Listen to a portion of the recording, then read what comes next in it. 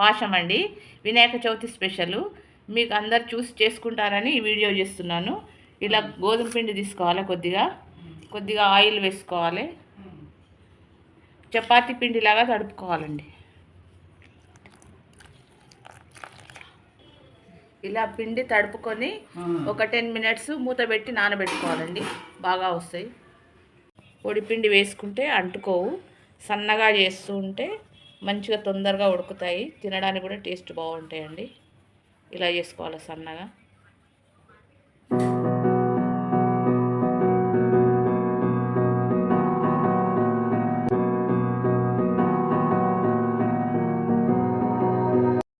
ఇలా గిన్నెలో నీళ్ళు తీసుకొని ఎసరు పెట్టుకోవాలండి, వేడి కావాలి, నీళ్ళు మరగాలి. అది మరిగేంత వరకు కొద్దిగా బియ్యం పిండి అండి, ఇలాచి, సోంపు పొడి చేసుకోవాలండి.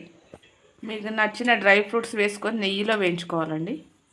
కొబ్బరి ముక్కలు కూడా ఇలా ఎండు కొబ్బరి వేసుకోవాలండి, చిన్న చిన్న ముక్కలు కోసి, ఇవి కూడా నెయ్యిలో వేయించుకోవాలి. అన్నీ ఇలా చేసుకోవాలండి.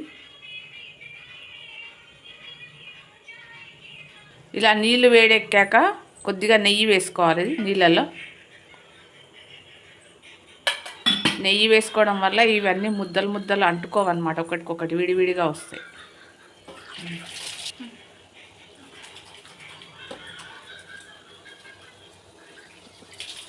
ఇలా వేసుకోవాలి నీళ్ళలో. ఇలా వేసుకొని కలపాలండి, అవి ఇచ్చుకుంటాయి, అన్నీ ముద్దగా ఉండవు. నీళ్ళు వేస్తారు, కొద్దిగా ఎక్కువే పెట్టుకోవాలండి.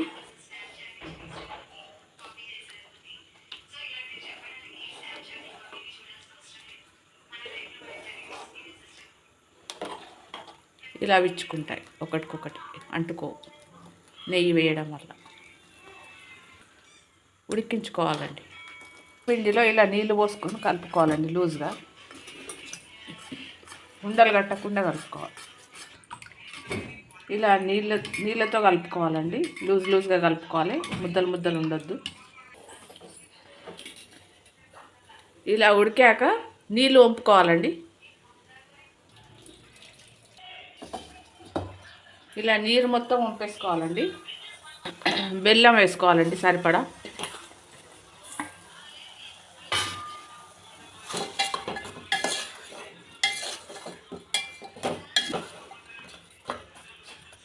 సిమ్లో పెట్టుకొని ఉడికించుకోవాలండి, బెల్లం వేసి.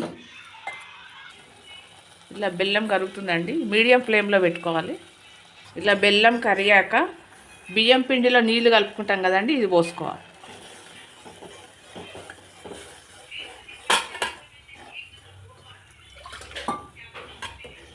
కడాయి పెట్టుకొని అందులో నెయ్యి వేసుకొని డ్రై ఫ్రూట్స్ వేయించుకోవాలండి, కొబ్బరి ముక్కలు, డ్రై ఫ్రూట్స్.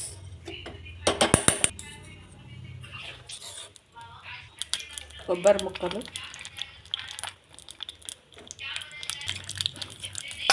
డ్రై ఫ్రూట్స్, కొబ్బరి ముక్కలు వేయించుకోవాలండి నెయ్యిలో.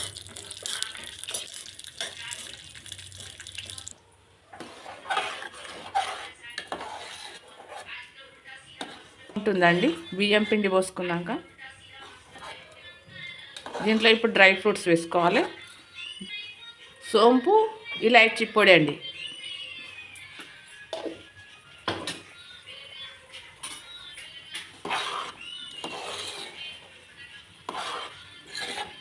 ఇట్లా దగ్గర పడుతుందండి.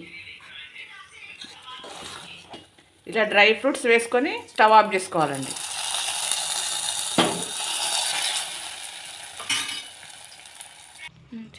డ్రై ఫ్రూట్స్ వేసుకొని స్టవ్ ఆఫ్ చేసుకోవాలండి.